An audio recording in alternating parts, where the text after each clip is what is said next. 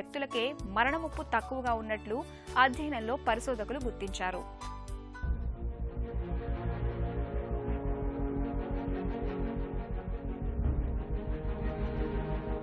మనకు ఆహారం అంటే శక్తి.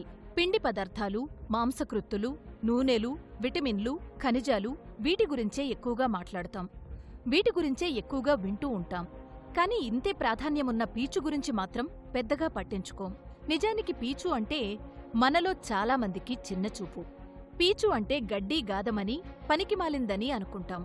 నిజానికి పీచు పదార్థం మన ఆరోగ్యానికి ఆరోప్రాణం లాంటిదని చెబుతారు నిపుణులు. వైద్య పరిశోధనలన్నీ ఇవాళ పీచును మనకు అత్యంత అవసరమైన పదార్థంగా చెబుతున్నాయి. పీచు పదార్థంలో ప్రధానంగా నీటిలో కరిగే పీచు, కరగని పీచు అని 2 రకాలుంటాయి. కరగని పీచు మన ఆహారంలోనే ఉంటుంది, కాని నీటిలో కరగదు. ఇది జీర్ణం కాదు, విసర్జన ద్వారా బయటకు వెళ్ళిపోతుంది. దీనివల్ల మలం పరిమాణం పెరుగుతుంది. జీర్ణ వ్యవస్థలో ఆహారం కదలికలు పెరుగుతాయి. ముడిధాన్యం, పప్పులు, కాయగూరల్లో ఈ రకమైన పీచు ఎక్కువగా ఉంటుంది. కరిగే పీచు ఇది నీటిని బాగా పీల్చుకుని ఉబ్బి ఒక రకమైన జిగురులాగా తయారవుతుంది.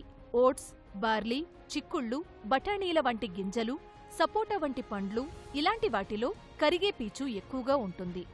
నీటిలో కరిగే పీచు రక్తనాళాల ఆరోగ్యాన్ని చక్కగా ఉంచుతుంది. పీచు పదార్థాన్ని తగినంత తీసుకోవడం వల్ల మలబద్ధకం వదులుతుంది. పేగుల ఆరోగ్యం మెరుగుపడుతుంది. రక్తంలో గ్లూకోజ్, కొలెస్ట్రాల్ల శాతం చక్కగా అదుపులో ఉంటుంది. బరువు నియంత్రణలోకొస్తుంది.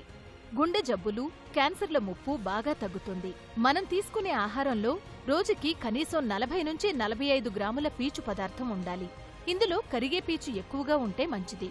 పీచు శాకాహారంలోనే ఉంటుంది, మాంసాహారంలో ఉండదు.